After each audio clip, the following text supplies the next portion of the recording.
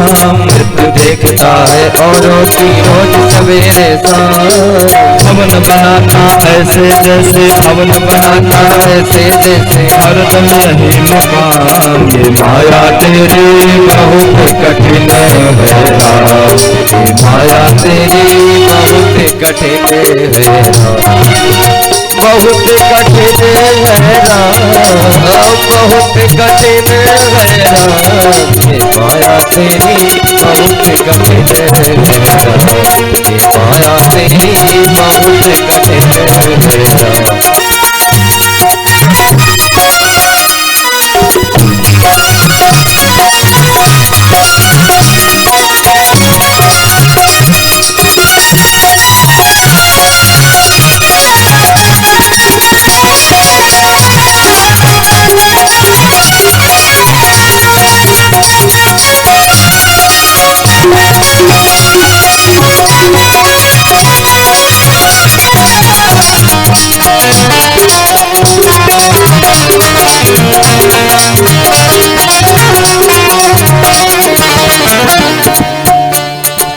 रक्त मांस हड्डी के ढेर पर बढ़ा हुआ है चाँद।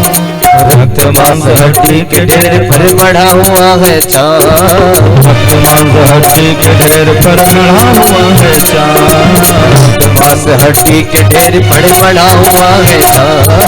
देखे सी की सुंदरता, देखे सी की सुंदरता, हो जाती निराम। ये माया तेरी बहुत कठिन है माया तेरी बहुत कठिन है माया तेरी बहुत कठिन है माया तेरी बहुत कठिन है माया तेरी बहुत कठिन है।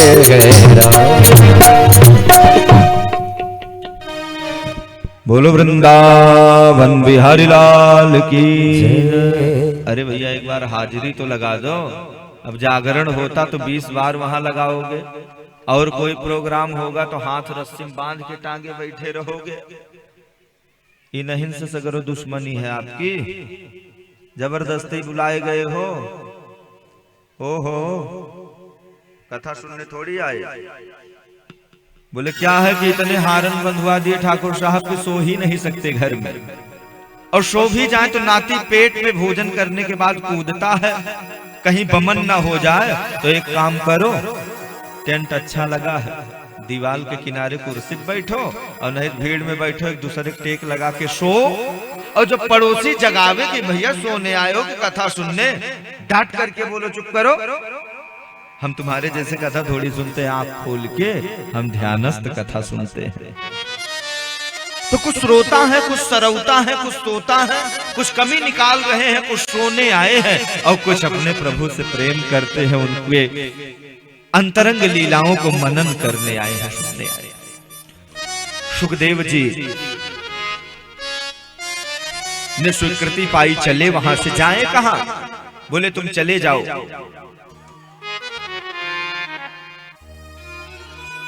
शंकर भगवान के पास, अमरनाथ। वहां पर माता पार्वती और शिव जी हैं। मैं कुछ लीला करूंगा, आप उनके पीछे जो है एक अंडे आकार में जाकर के छुप जाना, अपने अंश को छुपा लेना, और वो कथा तुम्हें स्वयं शिव जी सुनाएंगे। देवर्षि नारद को भेजा। शिव जी, नारद जी, सनत कुमार, ये सब ऐसे महात्मा हैं, ऐसे भगवत भक्त हैं, ऐसे भागवत हैं, जो 6 मिनट से ज्यादा अगर कहीं रुकेंगे तो समाधि में चले जाएंगे। तुम पुण्य राम राम दिन राति, दिनों रात राम राम, है ना। और सादर जपहि, ये नहीं कि कमर दर्द होती है तो राम राम, हमेशा वही एक लय स्वर प्रसन्नता। नारद जी सुनो, नारदो देव दर्शन। कुछ लोग कहे कि मृत्यु लोक पर एक ऐसी जगह है जहां कभी झगड़ा नहीं होता। नारद जी ने कहा ऐसा हो ही नहीं सकता। पहले पति पत्नी में खूब झगड़ा होगा, और उसके बाद में अरे प्रेम करते हैं तब तो इतना गुस्साते हैं। हो गई बात। जहां प्रेम है वही द्वेष है, वही झगड़ा है। नारद जी ने कहा कौन सी ऐसी जगह है, बता सकते हो? बोले हाँ, एक दंपत्ति है वो कभी लड़ते ही नहीं, विवाद नहीं करते। बोले अच्छा 2 मिनट में झगड़ा ना करा दे तो जो कहो। सब देवताओं ने कहा सुनो नारद जी, वहां तुम्हारी दाल गलेगी ही नहीं। नारद जी ने कहा यूं गया और यूं आया और बैठ के यहाँ से लाइव प्रसारण देखा जाए कि हाँ वाक युद्ध हो रहा है कि बाहु युद्ध हो रहा है। पति ऑफिस चला गया, दरवाजा खटखटाया, खोलो। बहन निकली और प्रणाम की, महात्मा जी आने का कारण? बोले कुछ नहीं बेटा, निकल रहे थे, थोड़ा जलपान की इच्छा थी आपका। लाकर के गिलास में जल जैसे रखा, नारद जी ने ध्यान से हाथ देखा तो उसने पूछा कि महात्मा जी आप मेरे हाथ को क्यों देखते हो? बोले बेटी तुम्हें जो जैसा मिलना चाहिए था वर वैसा नहीं मिला। बोले क्या मतलब है? बोले तुमने जिससे विवाह किया है ना, ये अगले जन्म में नमक ढोने वाला गधा था और तुमने गधा से शादी की है। उसने कहा नहीं मेरे पति तो बहुत हाँ सीधे हैं, मैं मानता हूं, लेकिन पूर्व जन्म में वो गधा थे, वो भी नमक ढोने वाले। और ना मेरी बात पर यकीन हो तो शाम को ऑफिस से आवे और अपने वस्त्र उतारे तो आप जिह्वा से पीठ को चाट लेना, देखना नमकीन सा लगेगा। ओहो ये युक्ति हम जरूर करेंगे। कभी अपने अपने बहुओं को अकेले मत छोड़ना, नहीं पड़ोसन 2 मिनट में बिगाड़ देगी, कान भरेगी। आप कार्तिक मास की महिमा को सुनो। एक पंडित जी दंपत्ति थे, बेटा नहीं था, और याचना की गंगा स्नान से हम आते हैं तो भोजन कौन बना के दे? पंडित जी ने झूठे ही एक मीठे के कटोरी को बना करके और एक स्त्री से कहा मेरा बेटा काशी पढ़ने गया है, तुम विवाह कर लो। वो चली आई और ये राज कोई जान नहीं पाया। कार्तिक महीने में स्नान, पड़ोसन ने एक दिन समय पा करके उसकी बहू को कान में भर दिया कि झूठ है तुम्हारा विवाह हुआ है। अंतोगत्वा उनके जो तप थे वो पुत्र रूप में परमात्मा आ ही गए, लेकिन पड़ोसन ने कान भरा कि नहीं भरा? आप उस कथा को YouTube पर भी सर्च करके सुन लेना, है सब जगह है, पद्म पुराण में पढ़ लेना। सासू का चक्कर था नहीं, शहर का मामला। अब पत्नी भोजन कम बना रही, आओ शर्ट उतारो। नारद जी उधर से चले गए, भगवान के मन है। उसका पति ऑफिस से निकला, टोल प्लाजा पे रुका। बोले रुको, इतनी तेजी से कहां जा रहे हैं? बोले ऑफिस से छुट्टी हुई है, हम घर अपने जा रहे हैं। अरे भैया क्या किस्मत आपकी थी, लेकिन जो मिलना चाहिए वो मिला नहीं। क्या मतलब है महात्मा जी? बोले आपकी जो धर्म पत्नी है ना, देखने में अच्छी है स्वभाव, बस हो सकता है नाटक करती हो, अगले जन्म में वो कुतिया थी। हाँ बोले हम आपकी बात माने कैसे? उधर बताया गधा पीठ चाटना, इधर बता दिया कि वो कुतिया थी। आप जब शर्ट निकालते हो सोते हो तो जिह्वा से पीठ चाटती है। बस इतना केवल कह करके नारद जी सीधे भगे स्वर्ग और समस्त देवताओं के समक्ष बैठे। बोले भैया रिमोट लाओ, टीवी ऑन करो। और जैसे ऑन किया तो क्या देखते हैं? पति झूठे के सोने का नाटक करता है और पत्नी परीक्षा के लिए जिह्वा से पीठ चाटती है। गजब का थप्पड़ भैया, कुतिया तो उसको गधा। राम राम। चलो ना भैया, आते जाते यूं ही मुस्कुराया करो।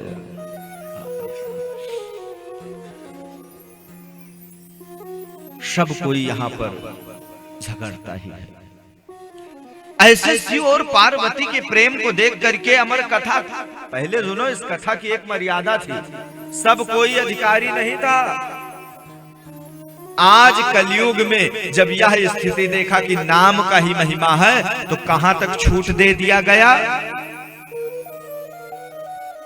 राम नाम के सब अधिकारी, राम नाम के सब अधिकारी, पाप परायण सब नर नारी, राम परायण सब नर नारी, राम कथा के सब अधिकारी, बालक वृद्ध युवा नर नारी।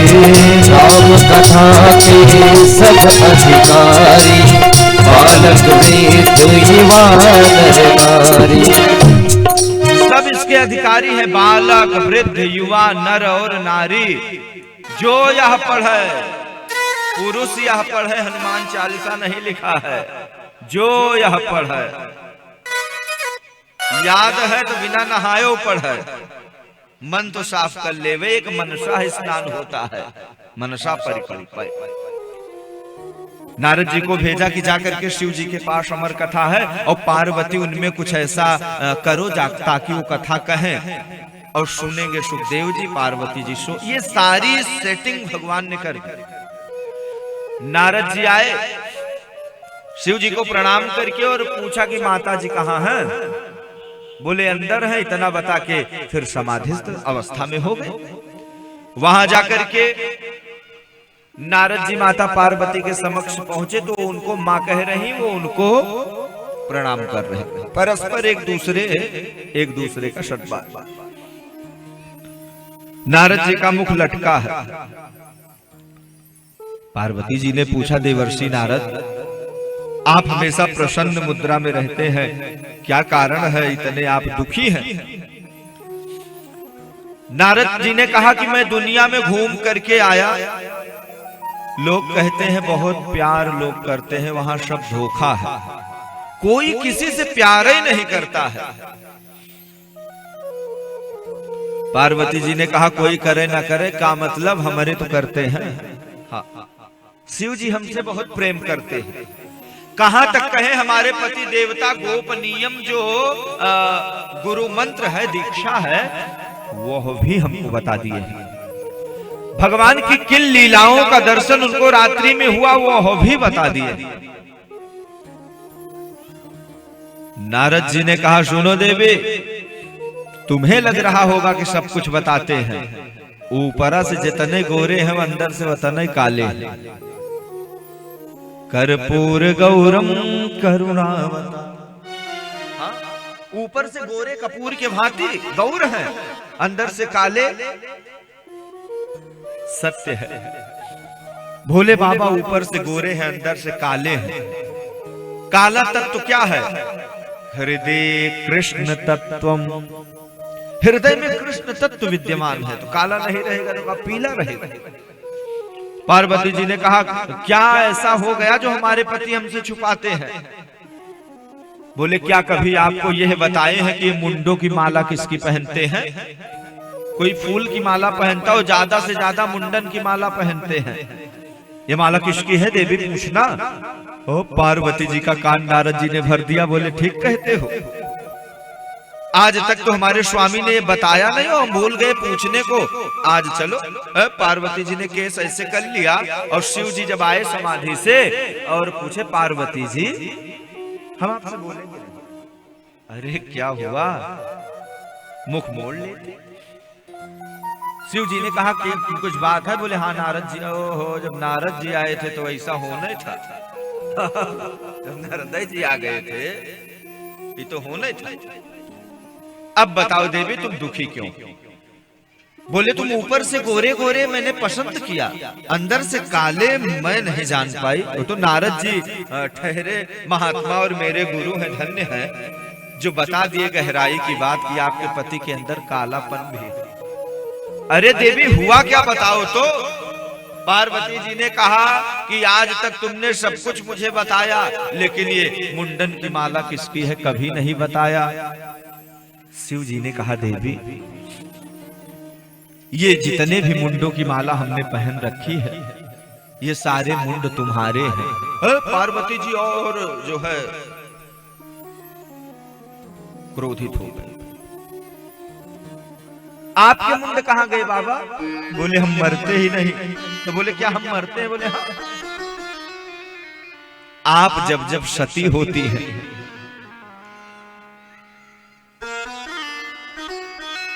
आप अपने शरीर का जब परित्याग करती हैं और मरते समय हरि से मांगती हैं कि जन्म जन्म शिव पद अनुरागा, सती मरत हरिसन बर मांगा। आपके एक एक मुंडन को हम सजा करके रखते हैं, आपके मुंडन। तो बाबा इसकी कौन सी दवा हम ले ताकि हम भी ना मरे? बोले अमर कथा का प्रभाव है। वो अमर कथा का सब कोई अधिकारी नहीं है, पार्वती जी। पार्वती जी ने कहा मेरे को इच्छा है। अब स्त्री हट कर बैठी तो सुनाने पड़ेगा। तब शिव जी ने अपने दूतों को, अपने सैनिकों से बोले भैया आप चले जाओ अमरनाथ की गुफा में, ऊपर पर्वत पर एक वट वृक्ष है, वहां साफ सफाई एकदम कर दो, माने सारे जीवों को हटा दो, अनाधिकारी जीव वहां नहीं रहे। जैसे प्रधानमंत्री आते हैं तो केवल एसपीजी सुरक्षा रहती है और कोई नहीं रहता, ऐसे हम अमर कथा पार्वती को सुनाएंगे, कोई जीव न सुन ले और इसका निरादन न हो जाए, क्योंकि जो सुनेगा वो अमर हो जाएगा, और जो अमर होगा तो पड़ोसी की जमीन कब्जा करेगा, क्योंकि पड़ोसी मरेगा वो मरेगा नहीं। आज कथा अगर अमरत्व प्रदान करती, जो भीड़ होती महाराज की, सरजू जी बेचारों पीछे से मुड़ जाते केवल अमर होने के लिए।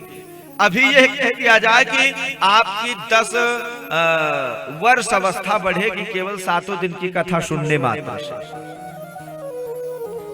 आप आदरणीय कृष्ण मोहन पांडे जी आए हैं, श्रीमद् भागवत का लाभ आपके समस्त कुटुंबजन और ग्रामवासियों को पूर्व में 1 वर्ष पूर्व मिला। इस गांव में ये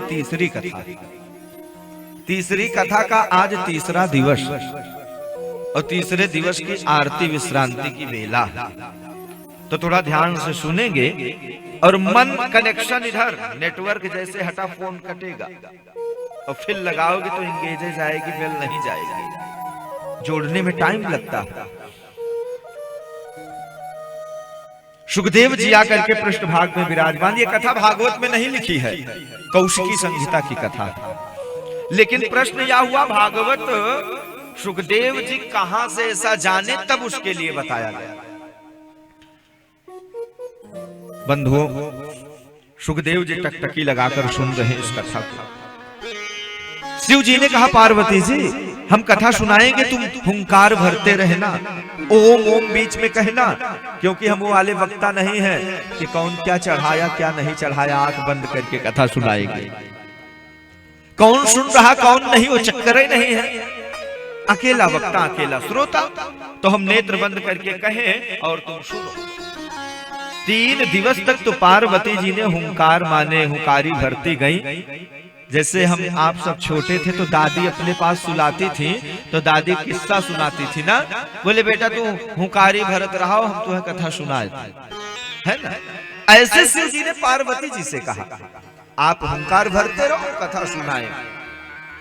करते करते भगवान के जन्मोत्सव की कथा आई। चौथे दिन की कथा में पार्वती जी सो गई। उसके बाद में 7वें दिन, अब हुंकार भरे कौन, बोले सुखदेव जी पीछे से है, शिव जी कथा सुना रहे हैं। जैसे 7वां दिन विराम लेता है, भूत भावन भोलेनाथ जी महाराज ने जयकारा लगाया, बोलो भागवत भगवान की जय। अब पार्वती जी के नेत्र खुले, स्वामी वो कंस के कारागार में देवकी वसुदेव ये सब फिर भगवान कहां गए कब? शिव जी ने तत्क्षण समझ लिया कि कोई इस कथा को दूसरा सुन लिया। पार्वती तुम सो गई थी, शिव जी ने उसी समय त्रिशूल उठाया। इतना देख करके सुखदेव जी डर गए, और जैसे डरे शरीर हिला, वो जो है अंडा छोटा सा गिर गया नीचे, और उसमें से सब पक्षी उड़ने लग गया। इतने क्रोधित हो गए भोले बाबा, जैसे रुद्राष्टक में है ना कि कालम महाकाल कालम कृपाल, कालों के काल महाकाल है, कौन बच सकता है उनके हाथों से। सुखदेव जी भक्त, शिव जी पीछा छूटे। यही वेद व्यास जी की पत्नी विटिका माता जमुहाई वासी ले रही थी, वो शुभ पक्षी कहां जावे, मुख में होकर के उदरस्थ हो गया, पेट में चला गया। शौनकादि ऋषियों, वेदव्यास जी ने क्रोध शांत किया भोले बाबा का। एक स्त्री पर आप ऐसा त्रिशूल, बात बनेगी नहीं। तो शिव जी ने कहा सुनो, मारेंगे नहीं, छोड़ तो दे रहे हैं, लेकिन ये कथा अब कोई सुनेगा तो वो अमर नहीं होगा, केवल आनंद पाएगा और पुण्य पाएगा और पितरों का उद्धार कर लेगा, लेकिन अमरत्व की प्राप्ति नहीं होगी, क्योंकि ये अनधिकारी बनकर सुना है, पीछे बैठकर सुना है। अपमान हुआ, ये मेरा श्राप। 12 वर्ष हो रहे हैं, सुखदेव भगवान माता के गर्भ में हैं। वेदव्यास जी ने कहा बेटा, आपकी माता को वेदना होता है, बाहर आओ। सुखदेव जी ने कहा हम बाहर आएंगे ही नहीं। क्यों नहीं आएंगे? बोले अगर हम बाहर आ जाएंगे तो भगवान की माया घेरेगी। तो स्वयं मायापति विष्णु को आना पड़ा, सुखदेव जी बाहर निकलो, हमारी माया तब भी हमने कहा था कि नहीं घेरेगी, अब भी कह रहे हैं माया का प्रभाव नहीं होगा। सुखदेव जी जन्म ले लेते हैं। बोलो सुखदेव भगवान जय। यम प्राव्रजन्तमनुपेतमपेत कृत्यम द्वैपायनो विरह कातर आजुहाव पुत्रेति तन्मयतया तरवो भिनेदुः तम सर्वभूत हृदय मुनिमानतोस्मि। ये ना जानो माताओं कि हम उधर देख रहे हैं, सबको देख रहे हैं।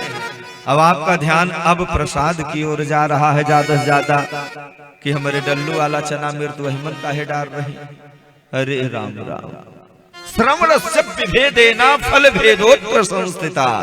अपन जैसा सुनेंगे वैसे फल मिलेगा, प्रसाद मिलेगा, लेकिन हर चीज का समय होता है। कम से कम 30 लोग उधर देख रहे हैं। ये तो कहो वो लोग आगे करके प्रसाद निकाल रहे हैं, सबरे देखते, अगर सामने करके निकालते। कुछ परसदिया भगत भी हुए, 5वें शंख पर आते हैं गांव वाले। सुखदेव जी ने 12 वर्ष बाद जन्म लिया और जन्म लेते ही वन की ओर प्रस्थान कर दिया।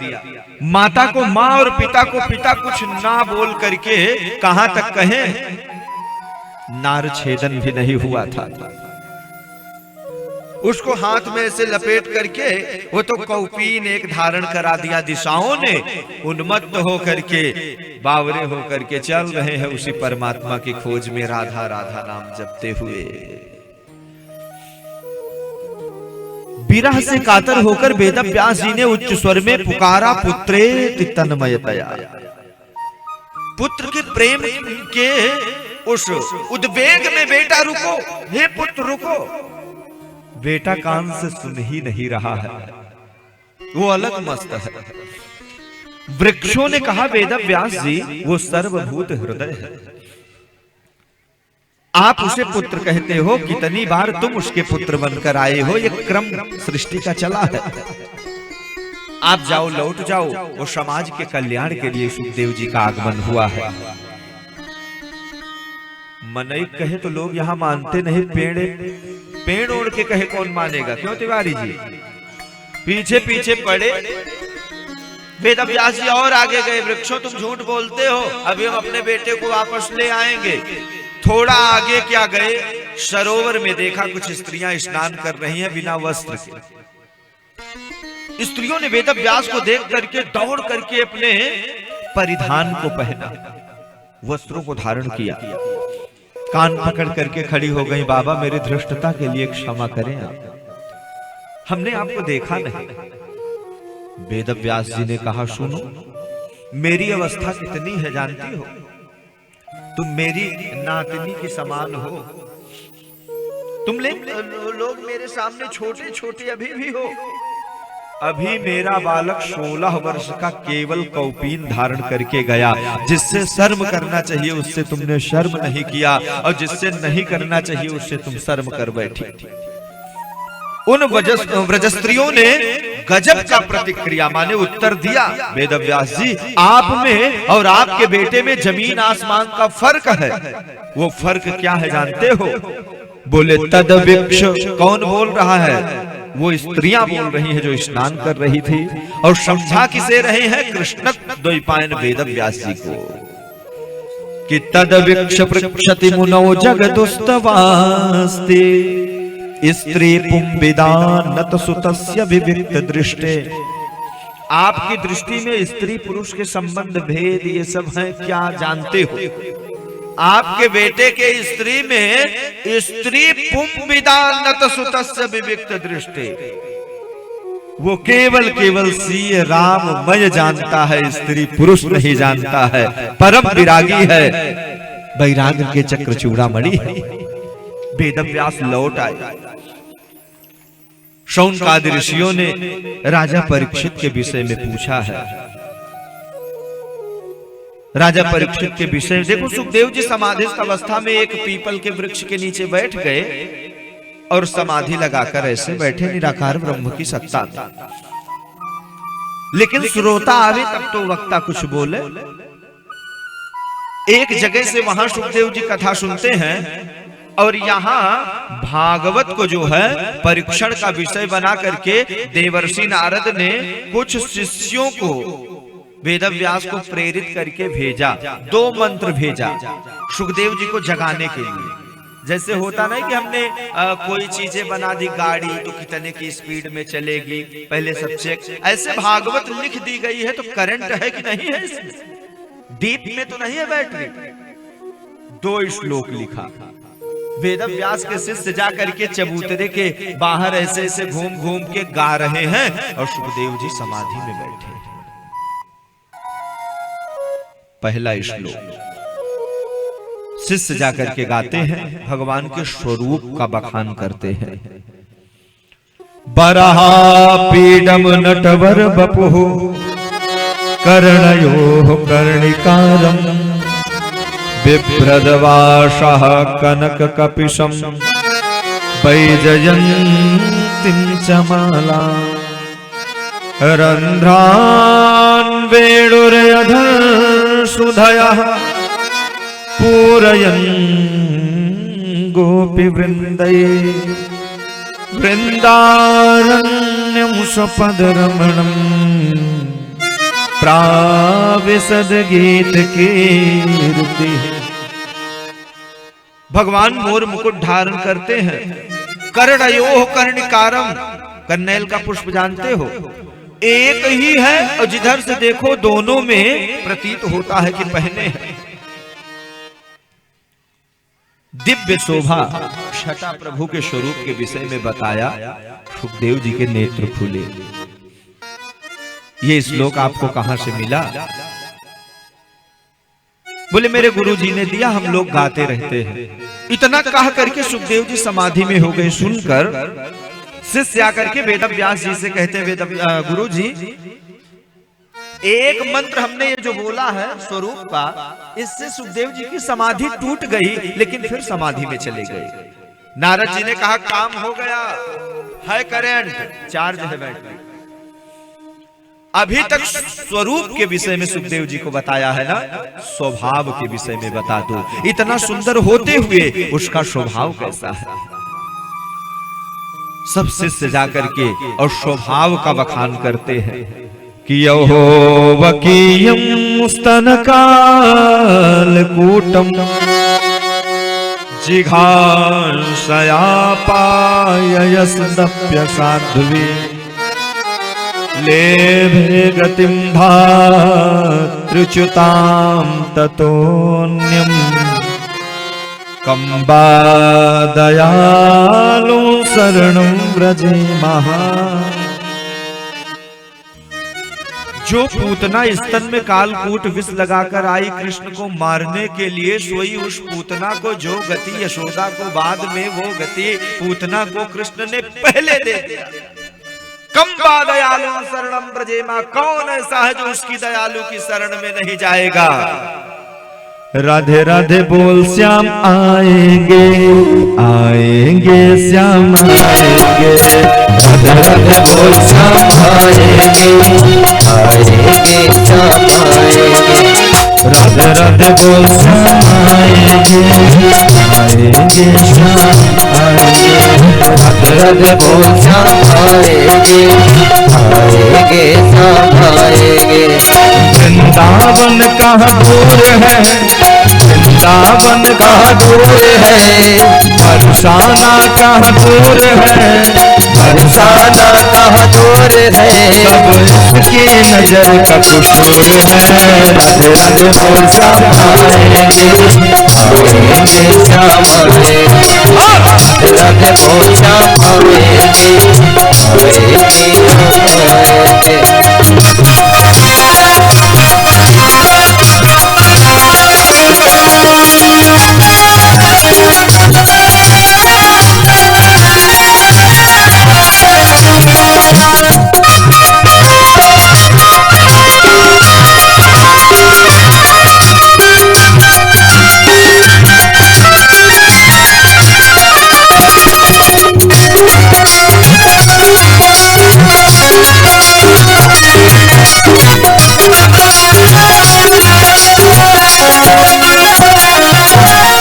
राधा कुंड पर राधा का दर्शन मिला पोछड़ी बोलो राजस्थान। राधा कुंड में राधा का दर्शन मिला पोछड़ी बोलो राजस्थान।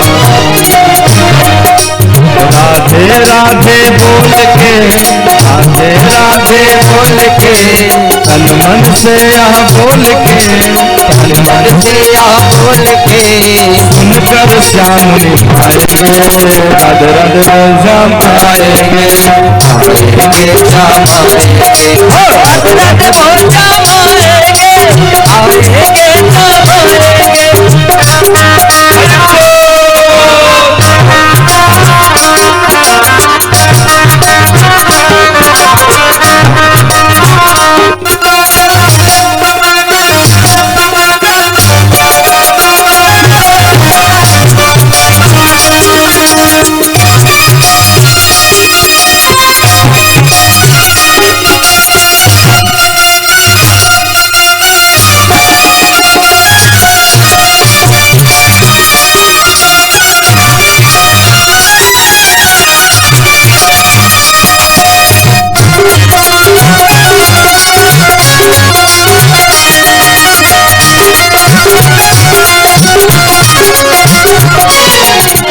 लाखों में किसी एक को चुनते हैं,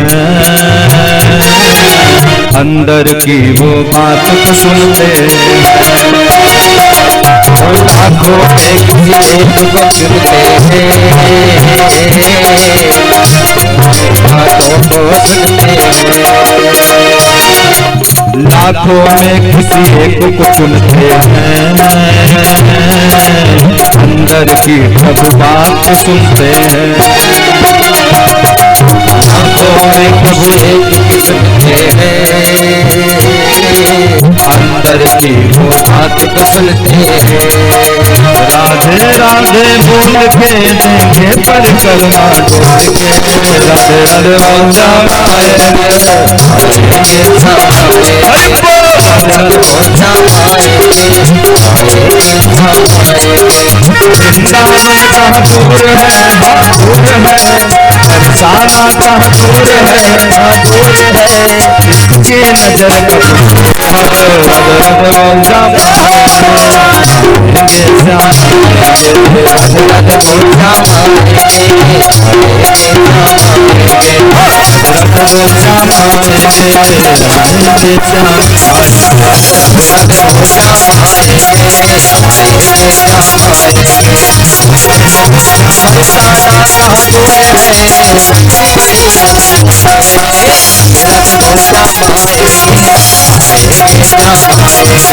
राधे बोल श्याम आएंगे आएंगे श्याम आएंगे। राधे राधे बोल श्याम आएंगे आएंगे श्याम आएंगे। राधे राधे बोल श्याम आएंगे आएंगे श्याम आएंगे।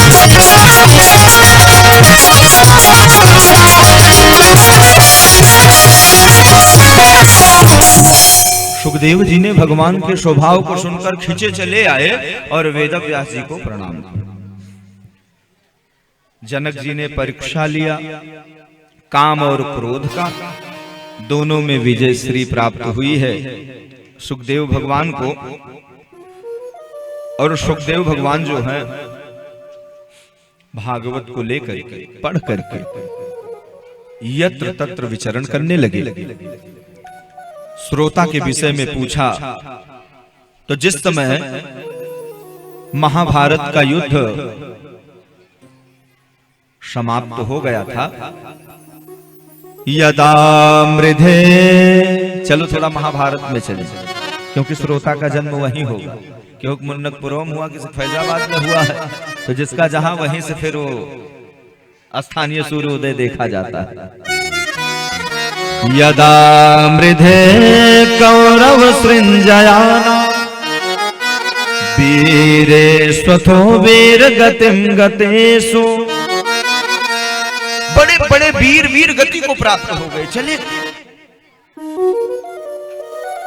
अंतिम केवल विश्राम कर रहा है, वो भी आंखें धुंधली हो रही है। दुर्योधन चील आकाश से देख रहे हैं कब ये मरे और हम खाएं, जीवित रहते पर नोच रहे। उसी समय द्रोणाचार्य पुत्र आया अश्वत्थामा। अश्वत्थामा ने कहा दुर्योधन जी बार बार हम आपसे कहते थे सेनापति बनाओ, हम 5 पांडवों को मार देंगे। ध्यान से सुने आप सब, 10 से 20 मिनट में उसके बाद में आरती करेंगे, परीक्षित जी का जन्म हो जाए। दुर्योधन के पास में अश्वत्थामा, आज विजय की प्रथम रात्रि है, तो जैसे लोग चुनाव जीत जाते हैं तो गोला तमाशा रात भर, और सुनो चुनाव जीतने के बाद में पूजा पाठ नहीं, सगरो ठेका बुक, रात भर पार्टी करो, झूमेंगे गजल गाएंगे लहरा के पिएंगे। भगवान ने कहा विजय की रात्रि को जागरण करना चाहिए, चलो हमारे साथ में वन विहार करो, अनेकानेक स्थानों को देखो समझो, क्योंकि तुम राजा हो गए हो। द्रौपदी आदि सबको लेकर के वन विहार कर रहे। जिस बिस्तर पर 5 पांडव लेटते थे उस पे पांडव पुत्र 5 लेट गए। अश्वत्थामा आया, 5 के सर काट कर लेकर चला गया रणभूमि में, ले जाकर के दुर्योधन को दे दिया। दुर्योधन की आंखों से दिखाई नहीं पड़ रहा और अश्वत्थामा ने कहा हमने 5 पांडवों को मार दिया। ये बात उसके समझ में आई नहीं, कैसे मार दिया भैया, 18 अक्षौहिणी सेना सारी मारी जा चुकी है, 5 पांडव के बाल बांका नहीं हुए हैं, और तुमने 1 मिनट में मार दिया। क्या किसी के खेत में मूली बोई थी जो उखाड़ ले आए? लाओ सर का परीक्षण करेंगे। एक एक सर पकड़ते गए, सारे सर फूटते चले गए। अश्वत्थामा, अरे तुमने ये क्या किया?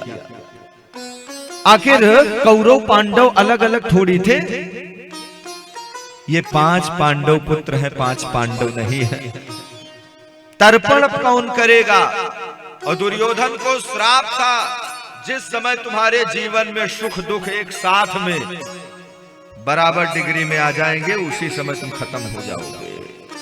सुख इस बात का है कि एक क्षण में द्रोणाचार्य का पुत्र अश्वत्थामा 5 पांडवों को मार दिया, जो काम हम 18 अक्षौहिणी सेना लेकर के नहीं जीत पाए।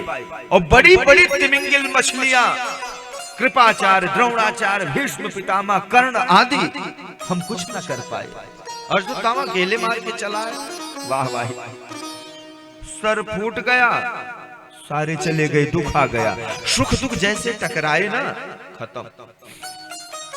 अश्वत्थामा भगा, अब हम नहीं छोड़े जाएंगे। अगर अर्जुन कहीं देख लिए, समझ लिए कि कौन मारा है, सुनो सच्चाई नहीं छुपेगी, क्योंकि द्वारिकाधीश उनके साथ में है, और हरि प्रभु अंतर्यामी सब जानी, अब भागने में ही भलाई।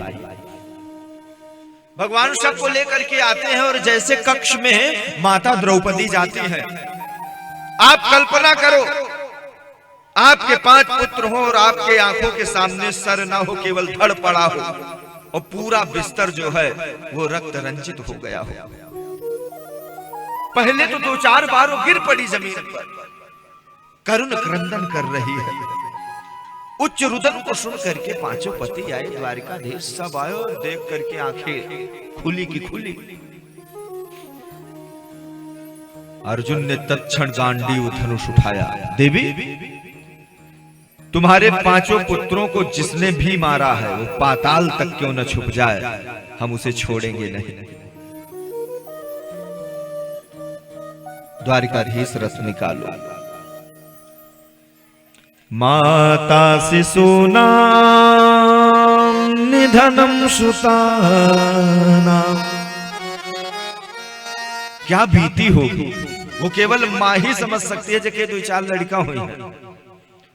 क्योंकि जाके पग नहीं फटे विवाई,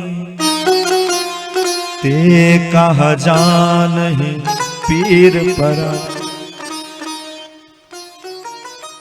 जिसके 5-5 पुत्र मार दिए जाए उसकी मां क्या कहेगी, हे पति देवता पूरा जिला जलवा दूंगी। हाँ द्रौपदी का धैर्य देखो, धन्य है माता द्रौपदी।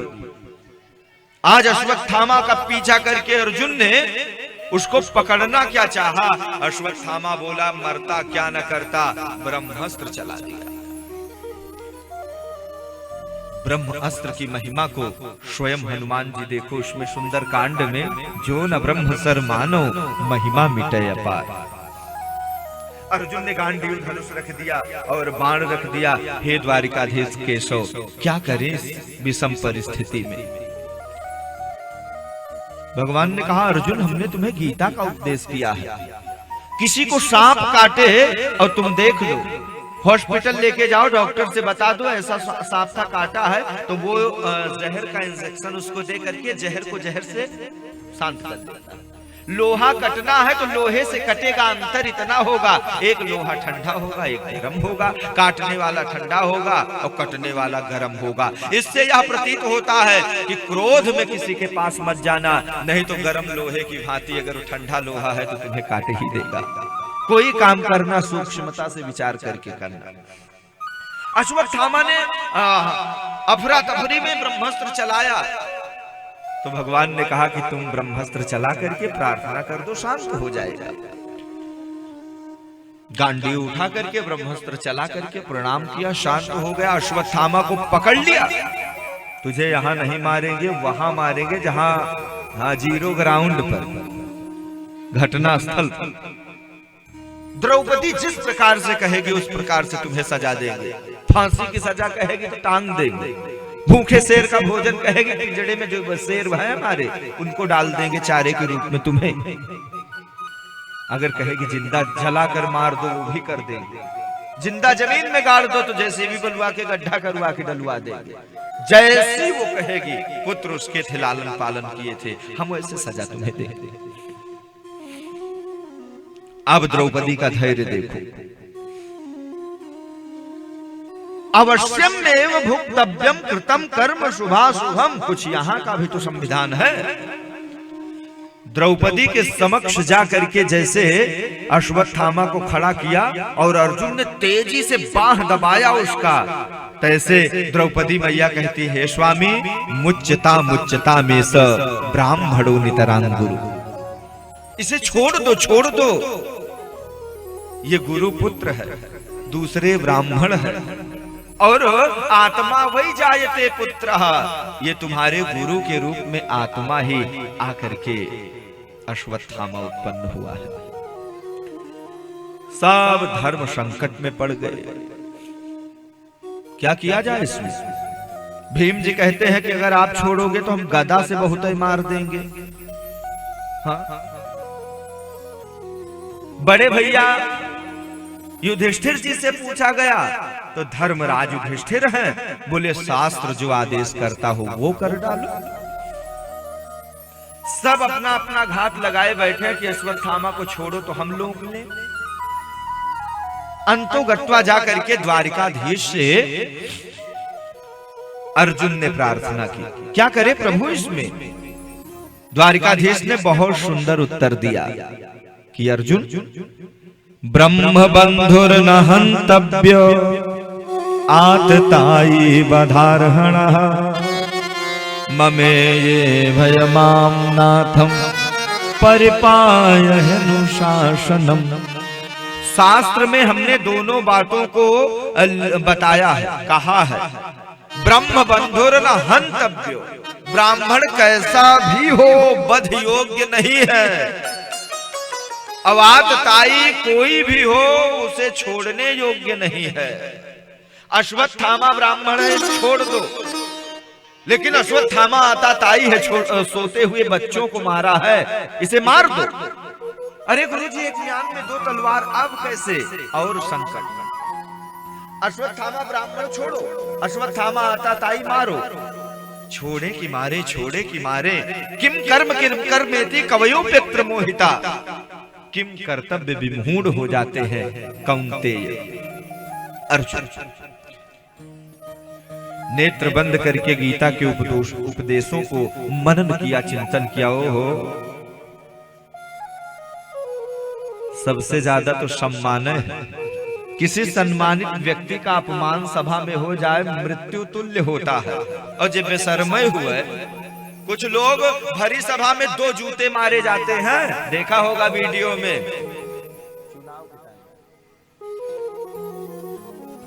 हाईलाइट हो गए, जीत गए, उसके बाद स्थिति क्या बनी? बोले अरे यार, बीच सभा में ओ सभा नहीं, सबहुल्ली है।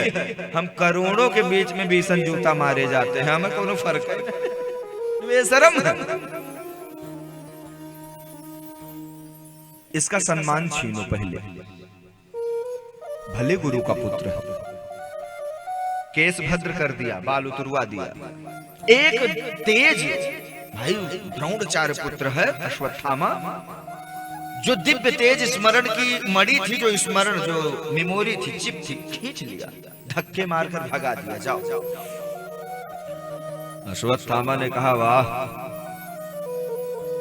खैर चलो, अपमान कर दिया, गलती थी, लेकिन अब कुछ सोचना बेकार है। क्या करें? 5 पांडव 2-4 साल में मर जाएंगे, कुलम समूलम का सब नष्ट हो गया।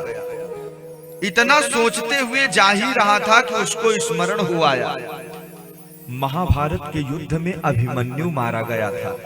पहले जो राजा मरता था तो रात्रि में भेजा जाता था पत्र कि हमारे तरफ से इतने मरे, आपकी तरफ से इतने मरे। धर्म युद्ध होता था, अब अधर्म युद्ध होता है।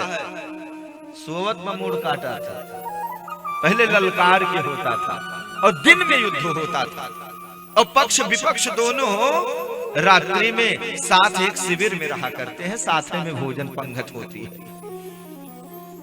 अश्वत्थामा बैठा था, सुना अभिमन्यु मार दिया गया, लेकिन उसकी पत्नी जो उत्तरा है, उसके गर्भ में एक नवजात शिशु पल रहा है।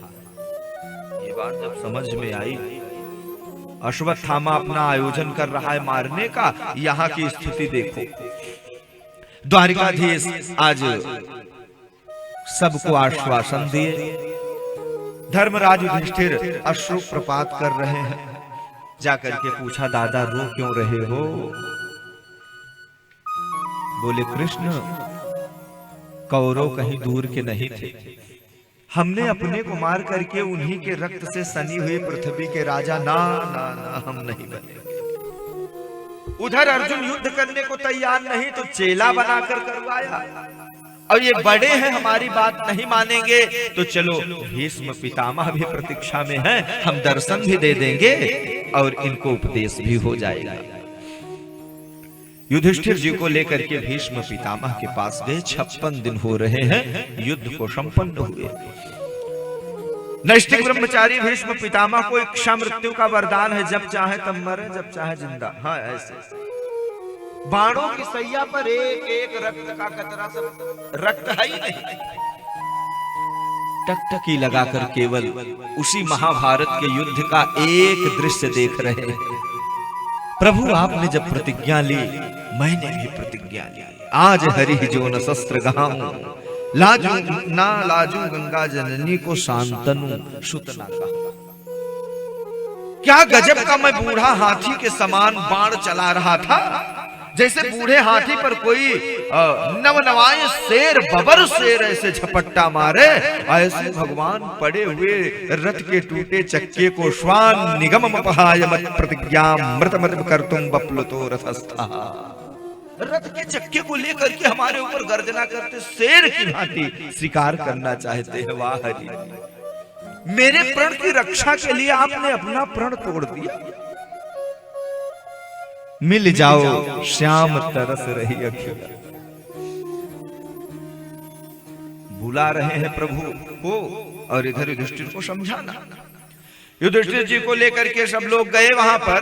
सबसे पहले युधिष्ठिर जी से कहा कि सुनो, जाकर के भीष्म पितामह को प्रणाम करो।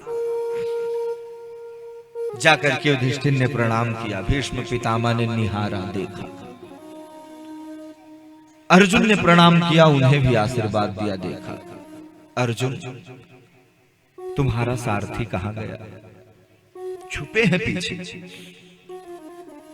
जिसे तुम अर्जुन सारथी समझते हो वो साक्षात परमात्मा है। बांध लेते भक्त मुझको प्रेम की जंजीर में। तुम्हारा स्नेह संबंध की डोरी इतनी मजबूत थी कि प्रभु बंध गए, वो घोड़ा सारथी बन गए। भगवान राम स्वयं श्रीमद् वाल्मीकि रामायण में अपने स्वभाव को दर्शाते हैं कि तुम मेरे से संबंध जोड़ो। पिता तू रक्षकस्येसि भर्ता गेयो रमापते सौम्य धारो ममात्मा च भोक्ता चेति मनोदिता। पिता, तुम मेरे को पिता बना दो। भर्ता, भाई बनाओ। रमापति, मैं लक्ष्मी का पति हूं, लेकिन तुम मुझे पति भी बनाना चाहते हो। पाति लोकमित पति, वो भी बनाओ। सारथी बनाना चाहते हो, वो भी मुझे बनाओ। क्यों? तोहे मोहे नाते अनेक मानिए जो भावे ज्यों त्यों तुलसी कृपालु चरण शरण पावे। चाहे जिस संबंध से हमने कहा ना, फूल सरयू जी में डालो, नहर में डालो, ये सब जिम सरिता सागर में हो जाए, ऐसे बेटा मान करके लाड करो, प्रभु मान करके लाड करो, पद तो वही मिलने वाला है। भज तो हम उन्हीं को रहे हैं। जो भजेगा हरि को सदा वो परम पद पाएगा। साक्षात प्रभु हैं। वात्सल्य दृष्टि से और तुम्हारे भाव ऐसे रहे होंगे। धन्य हो अर्जुन, धन्य हो युधिष्ठिर, जिसके लिए अनंत कालों तक लोग तपश्चर्या करते हैं। ध्यान से सुनना, श्रीमद् भगवत गीता के ध्यान का श्लोक है। यम ब्रह्मा वरुणेन्द्र रुद्र मरुतः यस्तु नवन्तु दिव्यैस्तवैः वेदैः सांग पदक्रमोपनिषदैर् गायन्ति यम सामगः ध्यानावस्थित तद्गतेन मनसा पश्यन्ति यम योगिनो और यश्शान्तं न विदुः सुरासुरगणा देवाय तस्मै नमः।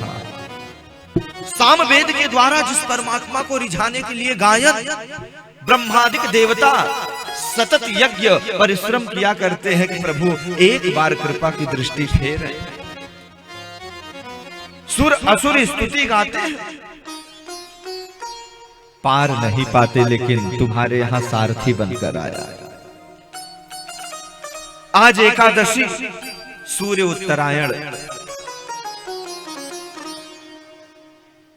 हम चाहते हैं कि जो उत्तरा के गर्भगत बालक की रक्षा करी है, अश्वत्थामा के बाणों से बचाया है, वो उत्तरायण आकर के सूर्य उत्तरायण हुआ है, तो चंद्रवंश में अवतरित कृष्ण भी उत्तरायण हो। हमारी फरियाद सुने, मेरी कुछ इच्छा है। आकर के द्वारकाधीश सन्मुख जब खड़े हुए, ऐसा गजब का मुस्कुराए, तैसे भीष्म पितामह ने कहा, प्रभु सब काम किया करो लेकिन मुस्कुराया न करो।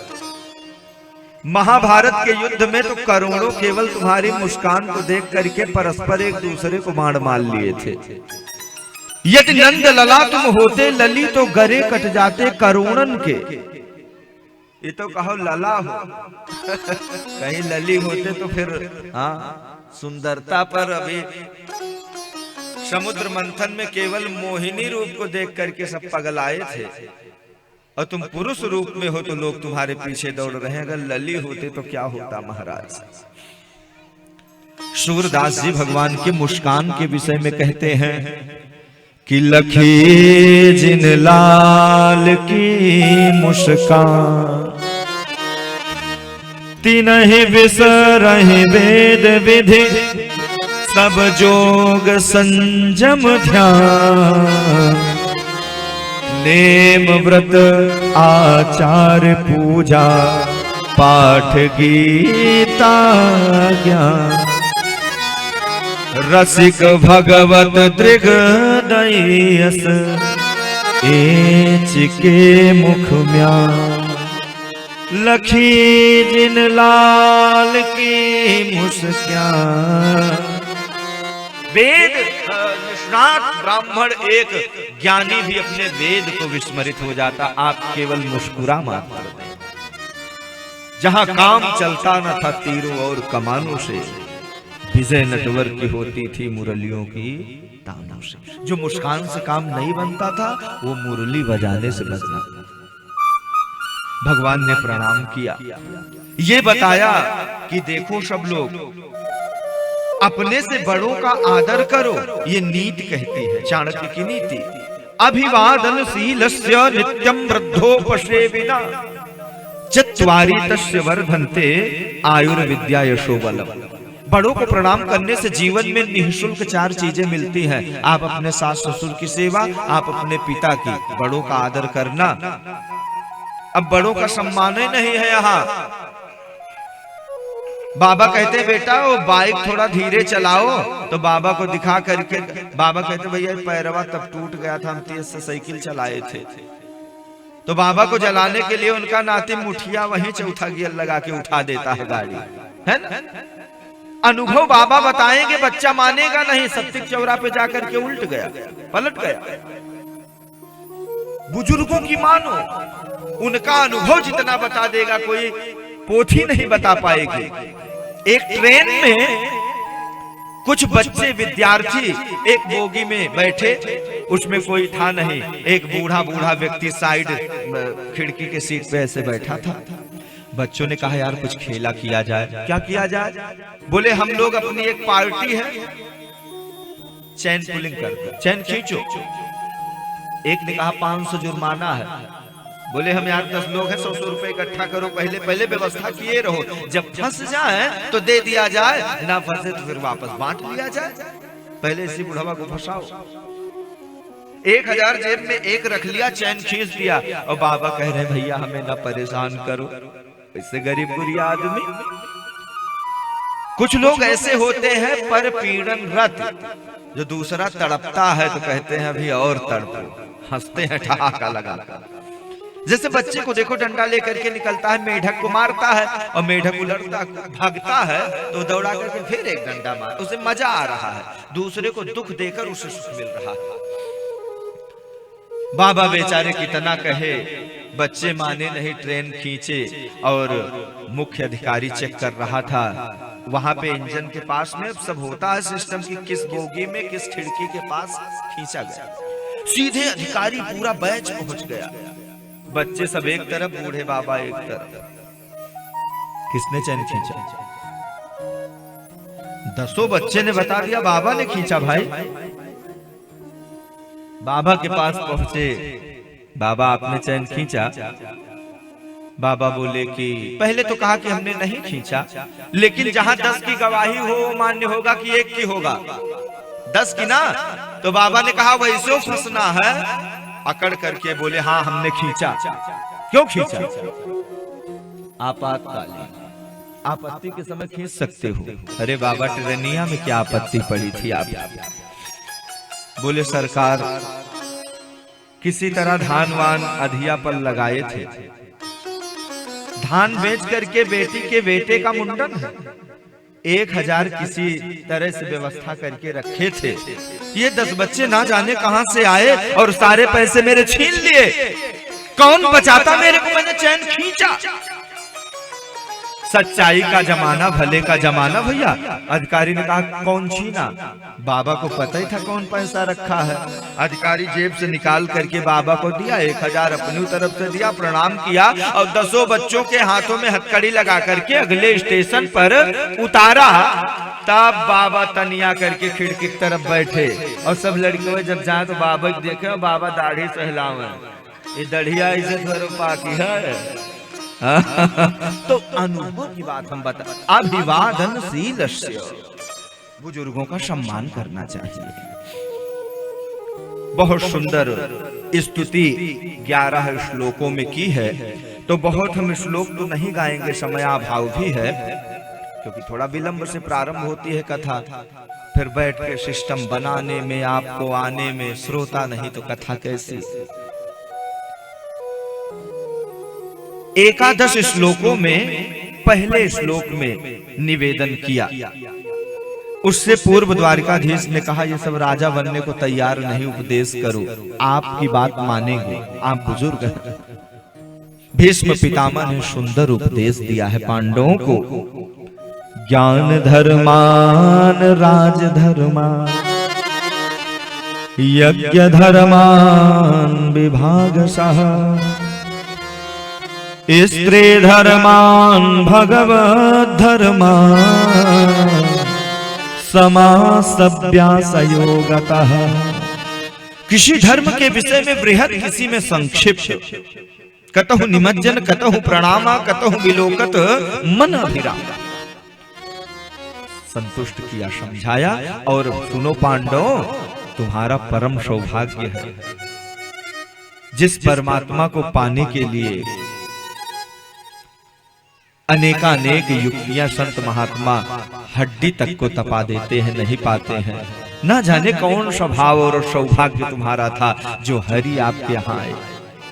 ये सब सराहना करते हुए भीष्म पितामह ने कहा, प्रभु अब ज्यादा जीने की इच्छा मुझे नहीं है, हम आपसे प्रार्थना करते हैं। भीष्म उवाच, पहला श्लोक।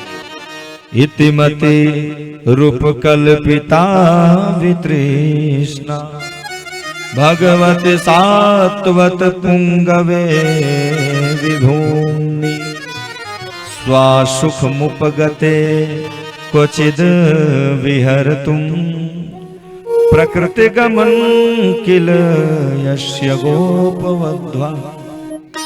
ये जो मेरी मति है निर्विकार, विकारों से रहित है, और इतनी सुंदर बुद्धि रूपी बिटिया हमारी आप जैसे वर रूपी पति का वरण करना चाहती है। अभी अभी हमारी बुद्धि आपके चरणों में चली जाए। सारे महाभारत के घटनाक्रम को भीष्म पितामह ने अपनी पवित्र वाणी में गाया है। अंतिम क्षण भगवान के दिव्य महाराज का अनुभव करते हुए ललित गत विलास वल्गुहास प्रणय निरीक्षण कल्पितो रुमाना कृतमनुकृत उन्मदान्धा प्रकृति गमन किल यश गोपवध्वा। समस्त गोप वधुओं को, बाल कृष्ण लाल सबको प्रणाम करके और भीष्म पितामह अपने प्राणों को उन्हीं द्वारिकाधीश में विलीन कर देते। बोलो भीष्म पितामह की। हम आप भी थोड़ा सा प्रणाम करें। हम सब कोई चाहता है कि अगर अभी नहीं बना है तो हे प्रभु, किसी जन्म के अगर हमारे सुंदर पुण्य हैं तो मरते क्षण आप मुझे दर्शन दे देना, क्योंकि जन्म जन्म मुनि जतन कराहि अंतराम कहे आवत। इतनी कृपा कर देना बस। इतना तो करना स्वामी जब प्राण तन से निकले। इतना तो करना स्वामी जब प्राण तन से निकले। इतना तो करना स्वामी जब प्राण तुमसे निकले। इतना तो करना स्वामी जब प्राण तन से निकले। गोविंद नाम लेकर, गोविंद नाम लेकर, तब प्राण तुमसे निकले। गोविंद नाम लेकर जब प्राण तन से निकले। अंतिम क्षण प्रभु मुझे आप मिलो।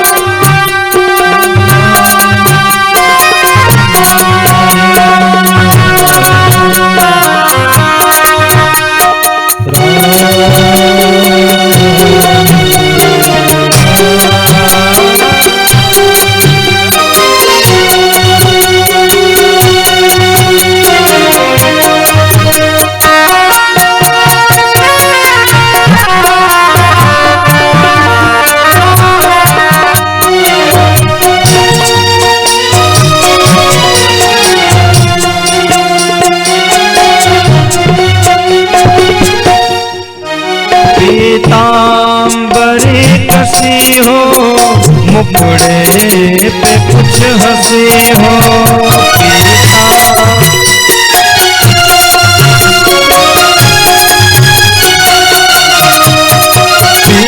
पीतांबरी कसी हो, मुखड़े पे कुछ हंसी हो। पीतांबरी कसी हो, मुखड़े पर कुछ हंसी हो। जब मन में बसी हो, जब मन में बसी हो, तब प्राण तन से निकले। प्राण तन से निकले। इतना तो करना स्वामी, जब प्राण तुमसे निकले। इतना तो करना स्वामी, जब प्राण तन से निकले। जिस छवि की इच्छा हो ऐसे प्रभु से प्रार्थना करो, मुझे राधा के साथ दर्शन दो, मुझे गोवर्धन उठाते हुए दर्शन, जैसा अच्छा फोटो लगे कामना करो। जय हो।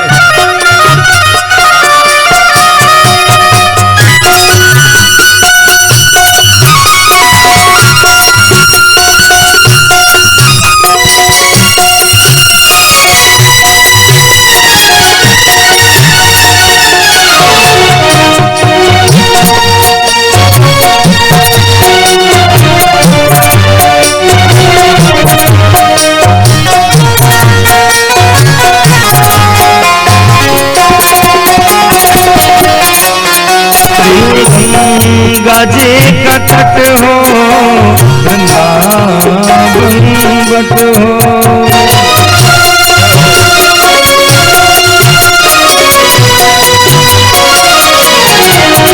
गंगा का पावन तट हो, यमुना का वंश बट हो।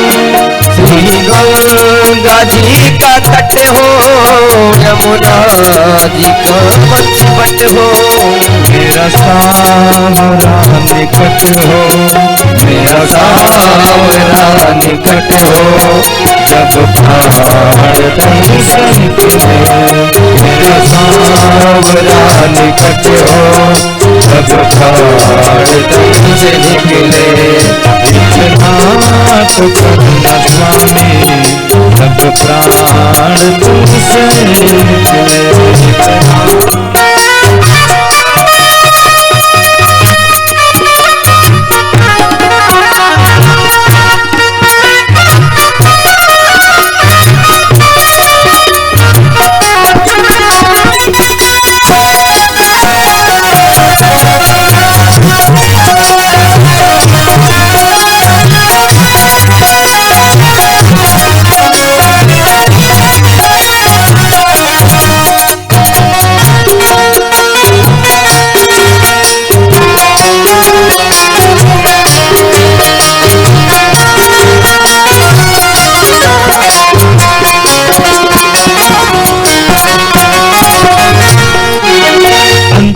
हमें आपको बस यही मांगना है, जो फोटो आपको अच्छी लगे, राम के रूप में कृष्ण हे प्रभु, जीवन में ना मिलो चलेगा, लेकिन हम कथा सुन रहे हैं, सुन नहीं रहे हैं फिर भी नाटक कर रहे हैं, और नाटक से ही आप प्रसन्न हो जाओ। एक पारायण करने वाले पंडित जी कर रहे थे, भगवान सामने आकर के खड़े हो गए और बोले, सुनो पंडित जी, हम आपके पाठ से खुश नहीं हैं। पंडित जी ने पारायण की पोथी आगे करी, कमर पे हाथ रख के नृत्य करने लगे। भगवान ने कहा, अरे बावरे नाचते काहे हो? बोले, प्रभु अगर सही पाठ किए होते तो ना जाने और क्या कृपा बरसती, जब गलत पाठ पर आप साक्षात आकर के मुझे दर्शन दे रहे हो, हा? तो न जाने कौन से गुण पर दयानिधि रीझ जाते हैं। ऐसे मांगो, इतना तो करना स्वामी, जब प्राण तुमसे खुले, इतना तो करना स्वामी, जब प्राण तुमसे खुले, गोविंद नाम लेकर जब प्राण तुमसे खुले, गोविंद नाम लेकर प्राण तुमसे खुले, गोविंद नाम लेकर जब प्राण तुमसे गोविंद नाम लेकर जब प्राण तुमसे खुले, हम तो करे न स्वामी, जब प्राण तुमसे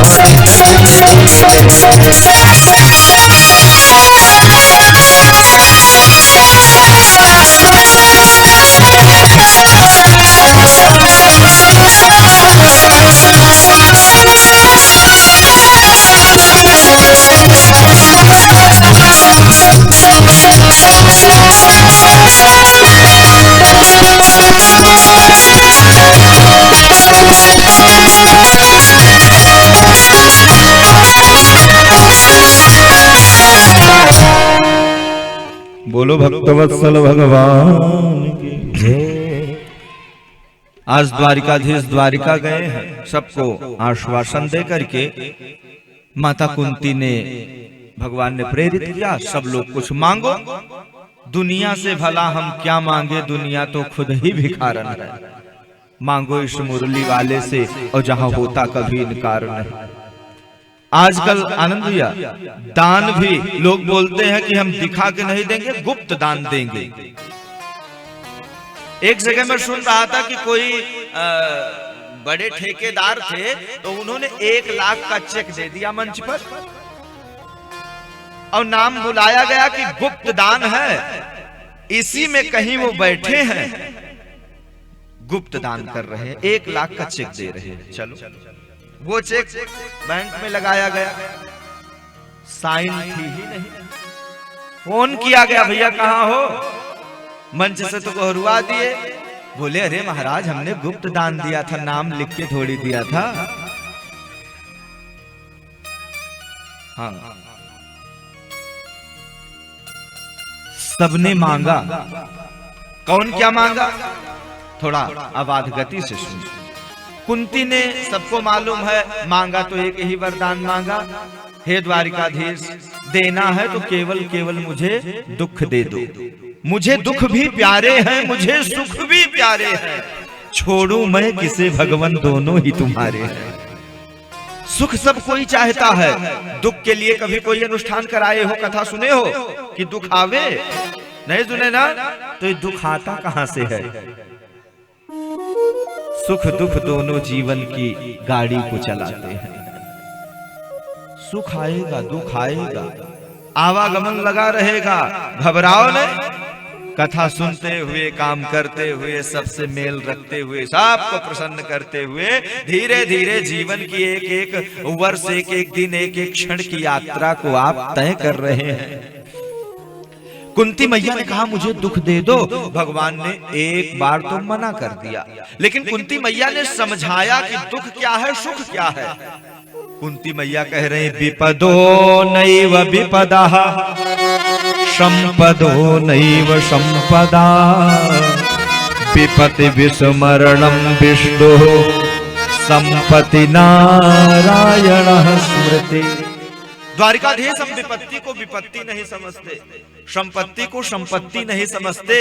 जीवन में सबसे बड़ी विपत्ति तो तब है जब जीव आपको भूल जाता है। और संपत्ति नारायण स्मृति, सबसे बड़ी संपत्ति आपका स्मरण है।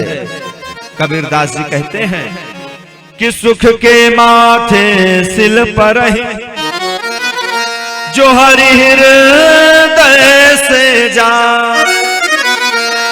बलिहारी वा दुख को जो पल पल नाम।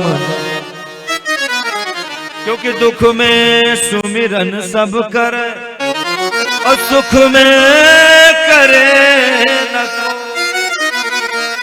जब सुख में सुमिरन कर दुख काहे को। सुंदर कांड में हनुमान जी कहते हैं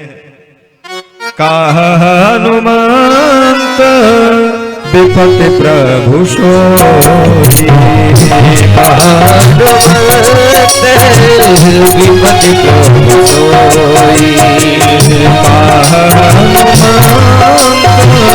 विपत्ति प्रभु सोई।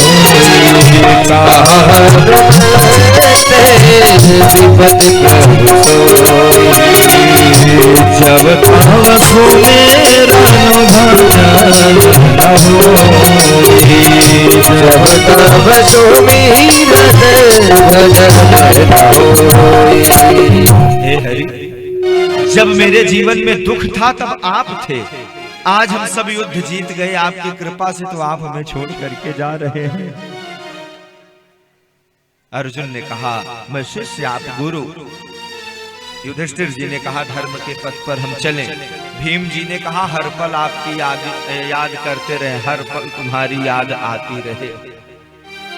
द्रौपदी ने कहा सखा आपने तो मेरी रक्षा की है।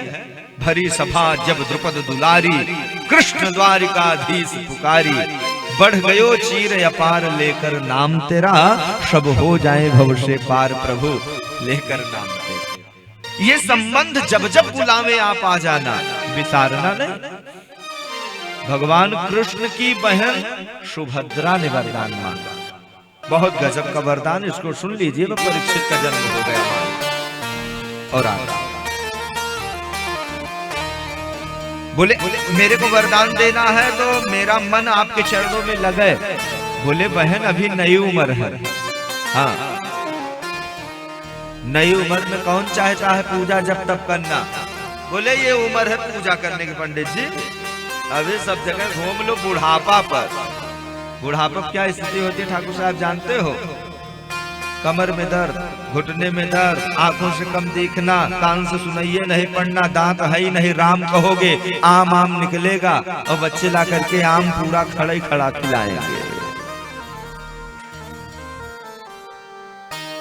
अभी से तैयारी करो। नित्य 10 बार नाम जपोगे, टूट जाए न माला कहीं प्रेम की कीमती, ये रतन सब बिखर जाएंगे। 60 साल के बाद सरकारों रिटायर्ड कर देती, क्यों ठाकुर साहब? तो जब रिटायर हुए घर पे खटपट, तब पहुंचे गुरुजी के मठ पर कि अब गुरुजी तुम शांति से नहीं रहने देंगे। अरे बुढ़वा को कौन पूछता भैया, सारी जवानी घर वालों को दिया, बूढ़े हुए तो इनके गले पड़े। हर चीज का समय। कृष्ण त्वदीय पद पंकज पंजरा, अद्यैव मे विसतु मानस राजहंसः। प्राण प्रयाण समय कफवात पित्यै, कंठावरोधन विधौ स्मरणं कुतस्त्रे। मरते समय कफवात पित्त से लोग ग्रसित हो जाते हैं। दमा, खांसी, बुखार, जुकाम, काढ़ा लाओ, चाय लाओ, श्वास फूल रहे, मशीन लगा रहे हैं। कब नौबत मिलेगी भजन करने भैया? जो आज हो जाएगा। सिक्योरिटी की नौकरी में 60 साल बाद लोग नहीं रखते हैं। दिल्ली उल्ली में हम तो देखते हैं कोई सिक्योरिटी में जाता है, बोले आधार कार्ड दिखाओ कितनी एज है, 50 के प्लस जाओ, नौकरी नहीं मिलेगी। जब उधर नौकरी नहीं मिलेगी तो इधर कहाँ शरणागति हो पाएगी भैया। खुद ही नहीं संभल पा रहे हो, भगवान की सेवा क्या करोगे। भगवान ने बल पौरुष सामर्थ्य दिया है, ऐश्वर्य दिया है, सौंदर्यता दी है, समाज में प्रतिष्ठा दी है, तो आप भगवत सेवा करते हुए, भगवान के भक्तों की सेवा करते हुए, संत ब्राह्मण गौओं की सेवा करते हुए धीरे धीरे अपने जीवन का निर्वहन करो। कफवात पित्त अंतोगत्वा होता है, बहुत कठिनाई होती है। जन्मत मरत दुसह दुख होई, ये दुख का है। एक तो जन्म लेते समय जो दुख तुम्हें हुआ था और माँ को हुआ था, वो आप और माँ समझ सकते हो। माँ का दूसरा जन्म, और आप भी मलमूत्र के भांड से बाहर किसी तरह निकले हो। और मरते समय तकरीबन 60 सेकंड पहले, आपको 1 मिनट पहले ऐसी स्थिति आती है कि 28 प्रकार के नरक, रौरव महारौरव कुंभीपाक असिपत्र कालसूत, ऐसे नरक सब यातनाएं भोग देख करके डरता है जी, छटपटाता है। तो बोले बाबा दम तूर रहे, तुरंत ना है, डराता है।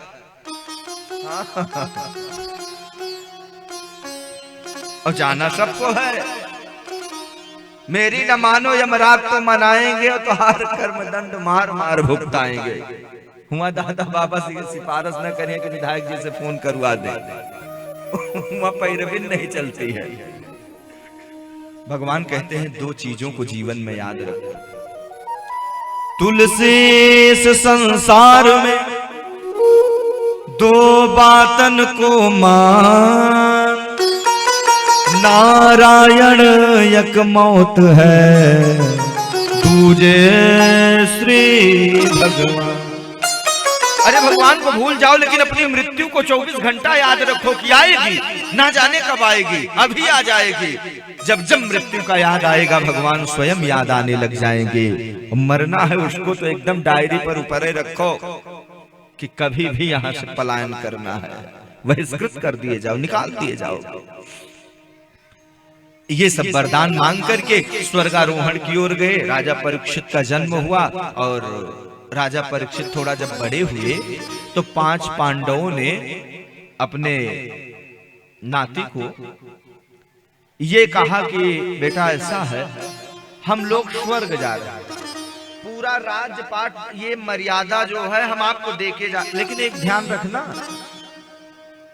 एक बार कोई शरण में आ जाएगा तो उसको माफ कर देना, और संत ब्राह्मण गौओं की रक्षा करना। ये 2 सूत्र हम दिए देते हैं, बाकी राज्य कैसे चलाना मंत्री बता देंगे।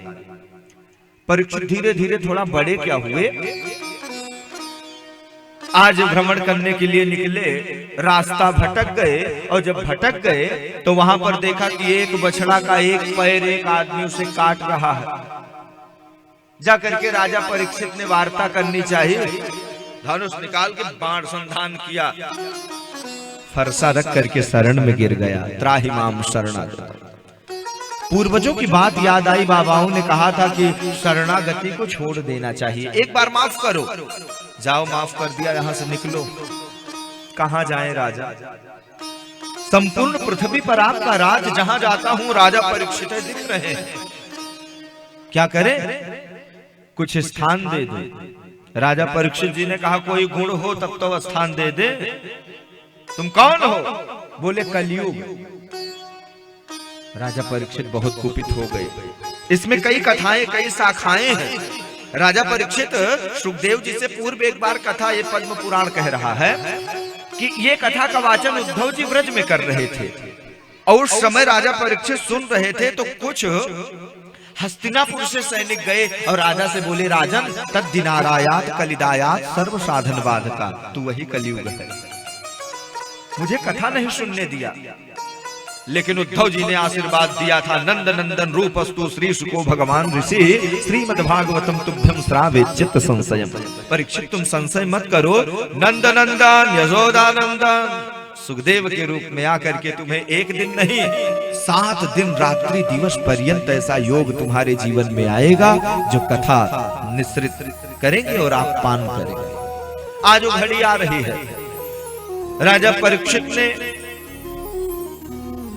कलयुग से जब पूछा तो कलयुग ने कहा कि प्रभु ऐसा है, हमारे अंदर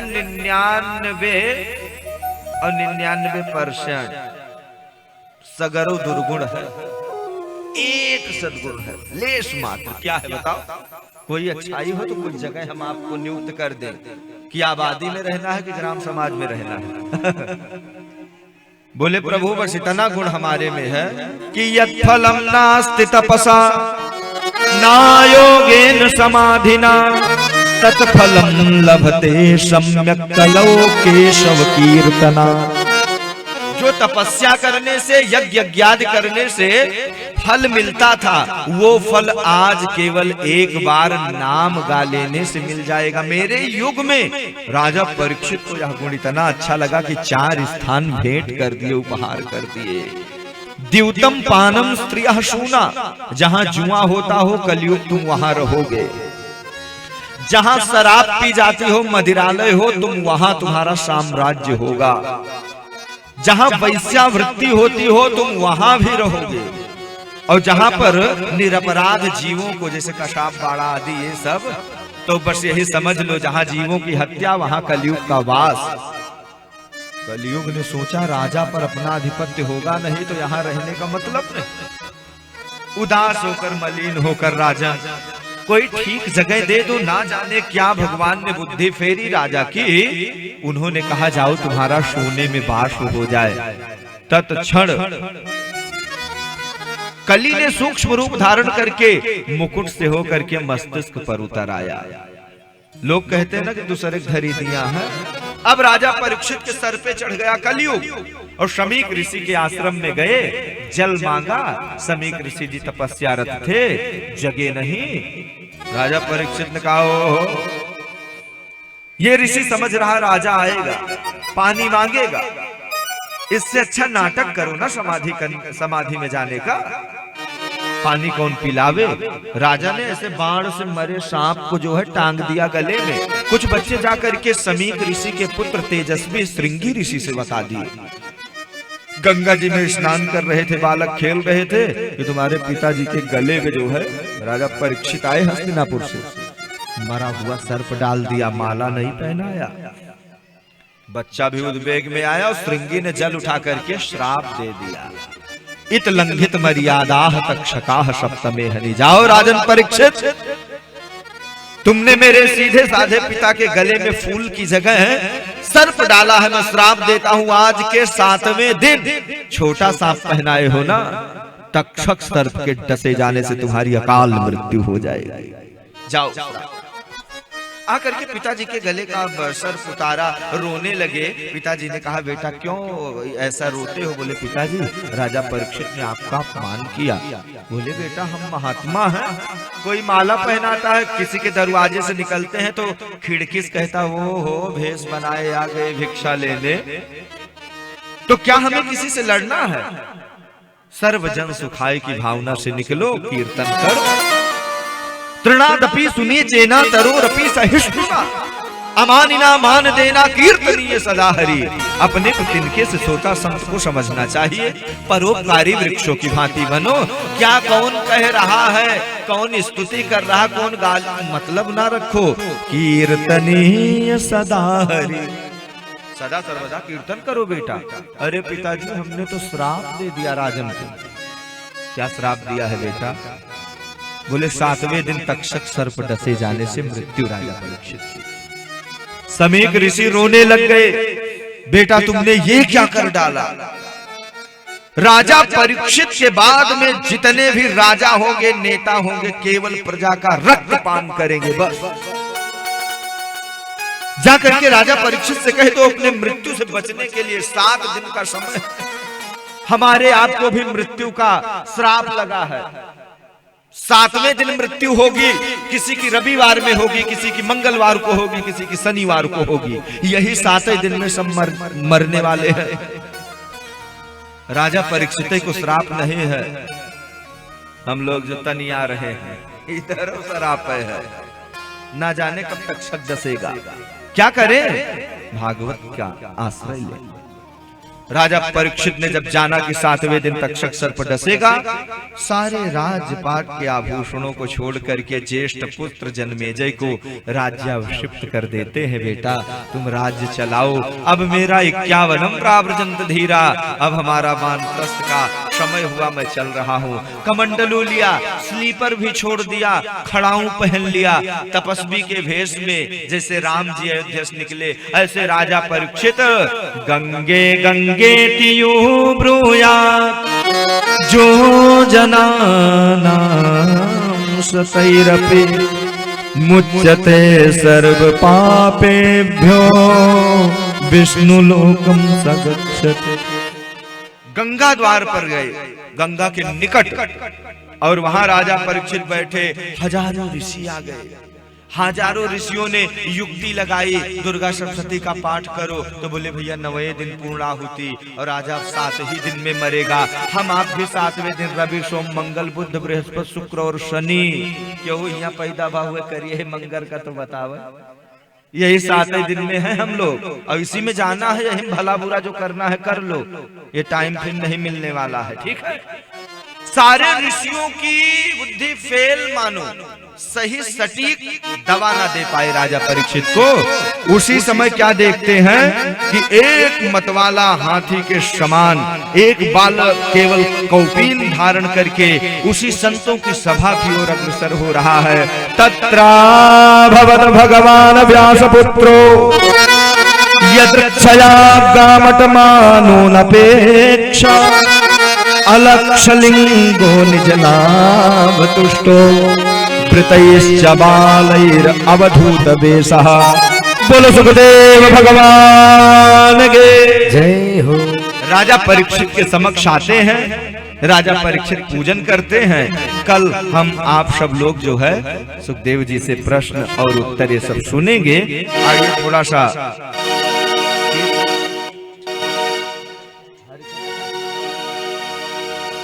कुछ पल की जिंदगानी एक रोज सबको जाना, कुछ पल की जिंदगानी एक रोज सबको जाना, बरसों की तू क्यों सोचे पल का नहीं ठिकाना, कुछ पल की जिंदगानी एक रोज सबको जाना, बरसों की तू क्यों सोचे पल का नहीं ठिकाना।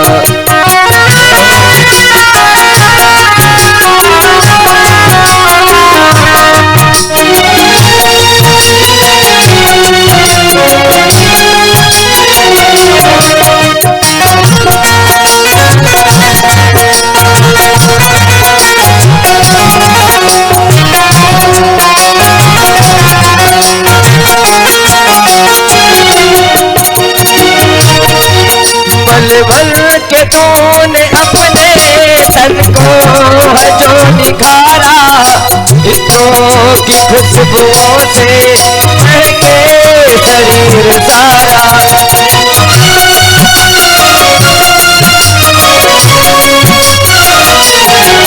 पलवल के तूने अपने तन को है जो निखारा, इत्रों की खुशबुओं से शरीर सारा, काया ये साथ होगी, काया ये साथ होगी, ये बात न भुलाना, बरसों की तू क्यों सोचे पल का नहीं ठिकाना, पल की जिंदगानी।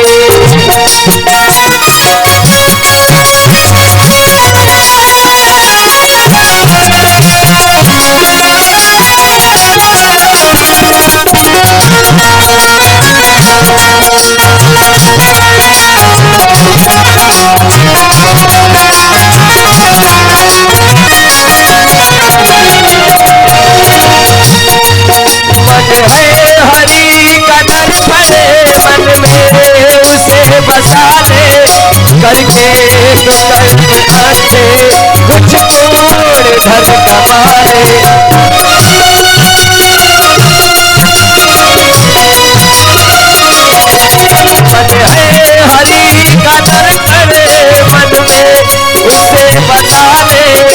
करके जो कर्म अच्छे मुझको धर जमाने धरदान और धर्म धर्म अब तो सबको अगर माना धरदान धर्म अब तो हर प्रभु को तुझको माना और को दुख सोचे पलका नहीं दिखाता कुछ भर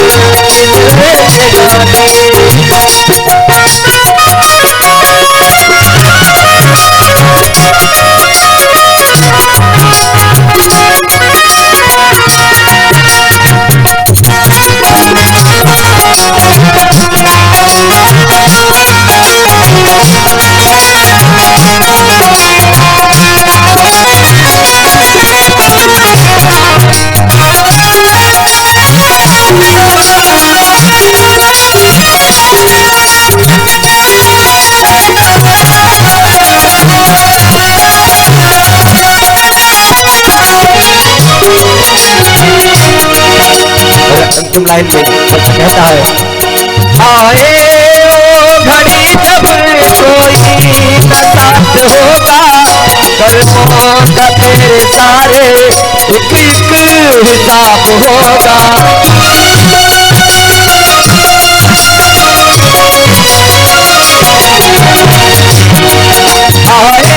ओ घड़ी जब कोई न साथ होगा कर्मों का तेरे सारे एक एक हिसाब होगा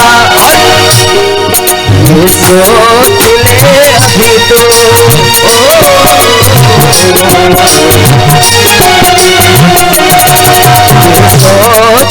अभी तो फिर वक्त लगाना कर सोच सोचे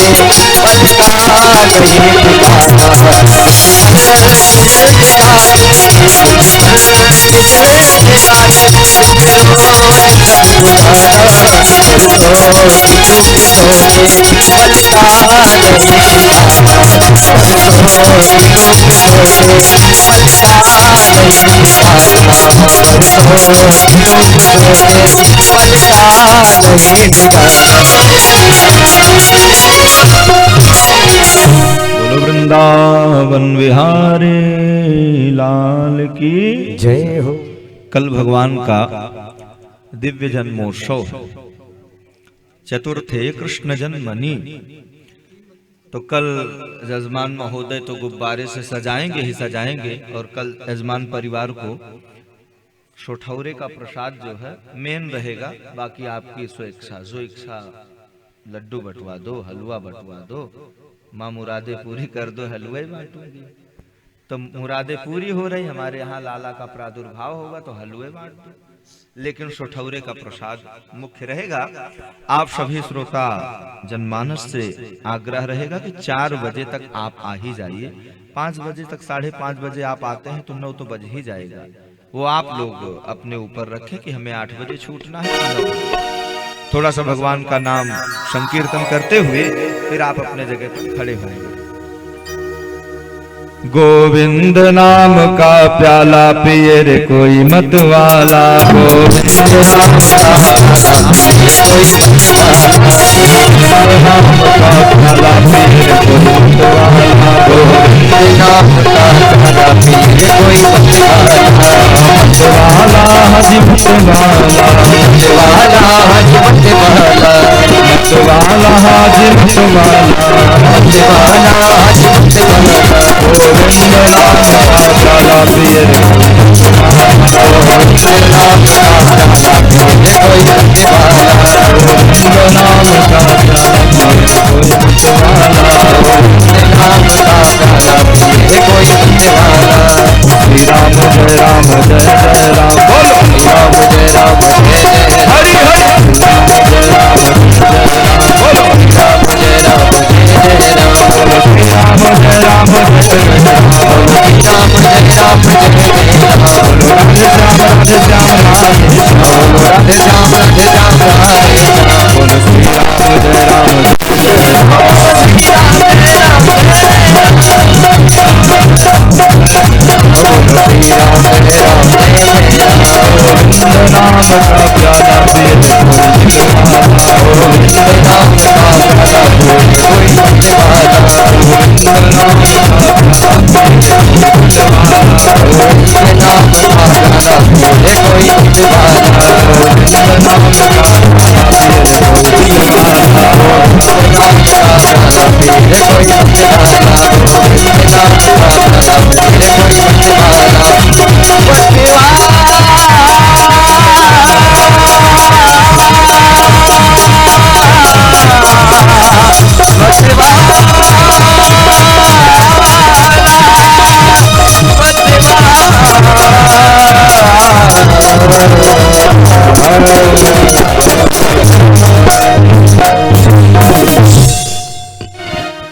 हेलो, जय श्री राधे, श्री राधे हरिश्चंद्र। आप लोग आगे आ जाइए, थोड़ा आरती का दर्शन करेंगे साथ में। हरि ओम इदगुं हविः प्रजाननं मे अस्तु दशवीरगुं सर्वगणगुं स्वसये आत्मसनिः प्रजासनि पशुसनि लोकशन्य भयशनि अग्निं प्रजां बहुलां मेह कृतवन्नं पयोरेतु अस्मासुधत। बोली भागवत भगवान की जय हो। मैं आरती तेरी गाऊं केशव कुंज बिहारी, मैं आरती तेरी गाऊं ओ केशव कुंज बिहारी, नित्य नित्य शीश झुकाऊं ओ मोहन मदन मुरारी, मैं नित्य नित्य शीश झुकाऊं ओ मोहन मदन मुरारी, मैं आरती तेरी गाऊं ओ केशव कुंज बिहारी।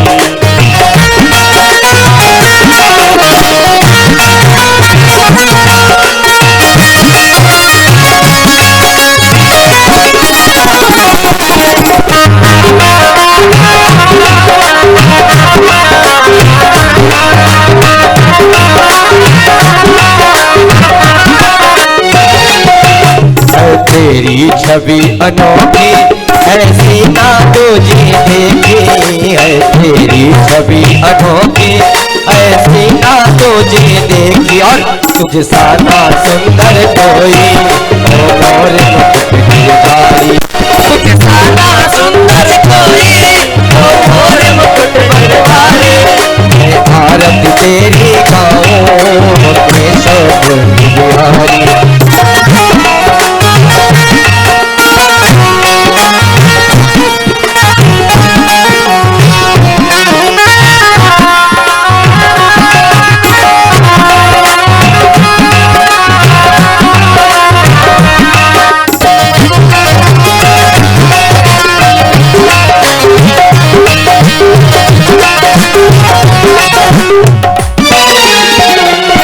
माँ छटकी मटकी फोड़ी मोमिन संग अखिया जोड़ी, माँ संग मटकी फोड़ी मोमिन संग अखिया जोड़ी, ओ नटखट रसिया तुझ पे आऊं मैं अब बलिहारी, ओ नटखट रसिया तुझ पे आऊं मैं तो बलिहारी, मैं आरती तेरी गाऊं मोहन मदन मुरारी, मैं आरती तेरी गाऊं मोर मुकुट बनवारी।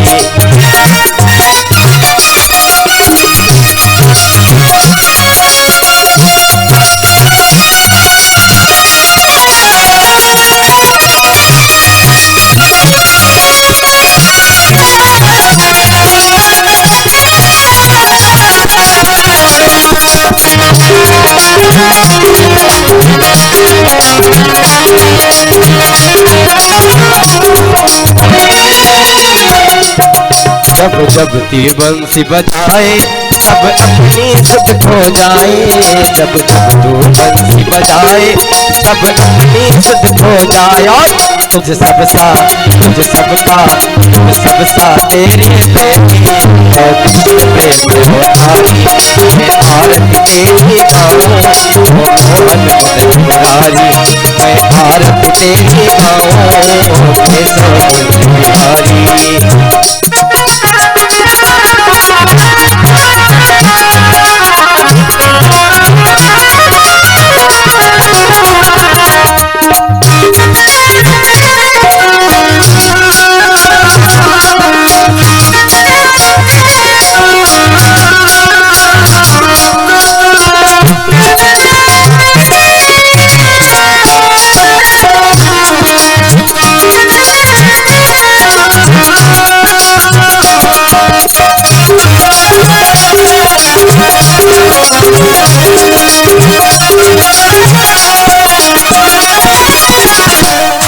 जो आए शरण तिहारी मिट जाए सारी, जो आए शरण तिहारी विपदा मिट जाए सारी।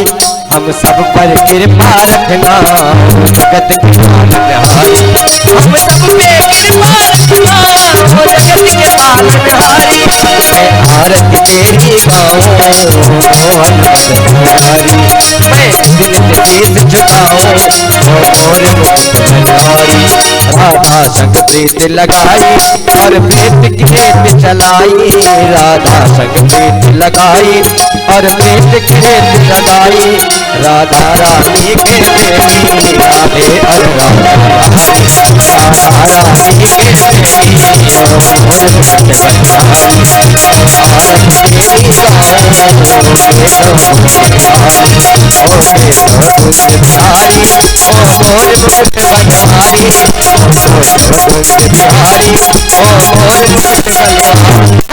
आरती तेरी गाऊं आरती तेरी गाऊं बिहारी। त्वमेव माता रमता त्वमेव, त्वमेव बन्धो च सखा त्वमेव, त्वमेव विद्या द्रविणं त्वमेव, त्वमेव सर्वो मम देव देवा, त्वमेव सर्वो मम देव देवा। आरती तेरी गाऊं बिहारी ओ मोर मुकुट बनवारी, आरती तेरी गाऊं बिहारी ओ मोहन मदन मुरारी। ओम जय तीर्थानि प्रचरन्ति श्रीकास्तानि गङ्गिडहते खागुं सहस्रयोजने वधन्वानि तन्मसि। आरार्तिक्यं समर्पयामि जलेन शीतलीकरणं पुष्पै देवाधिवन्दनम् आरार्तिक्यग्रहणम्। हरिः ओम्। यज्ञेन यज्ञमयजन्त देवास्तानि धर्माणि रथमान्यासन्न तेहनाकं महिमानः सचन्दजप्रभुरे साध्याः सन्ति देवाः। हरिः ओम्। एकदन्ताय विद्महे वक्रतुण्डाय धीमहि तन्नो दन्तिः प्रचोदयात्। ॐ तत्पुरुषाय विद्महे महादेवाय धीमहि तन्नो रुद्रः प्रचोदयात्। देवकीनन्दनाय विद्महे वासुदेवाय धीमहि तन्नो कृष्णः प्रचोदयात्। सेवन्तिका व्यकुलचम्बकपाटलाब्जे पुन्नागजातिकरवेरणशालपुष्पै बिल्वप्रमालतुलसीदलमञ्जरे वेद्वां पूजयामि जगदीश्वर मे प्रसीदः। नानाविधानि पुष्पाणि यथा कालोद्भवानि च पुष्पाञ्जलिरमया दत्त। गृहाण परमेश्वरः गृहाण परमेश्वरी मन्त्रपुष्पाञ्जलिं समर्पयामि।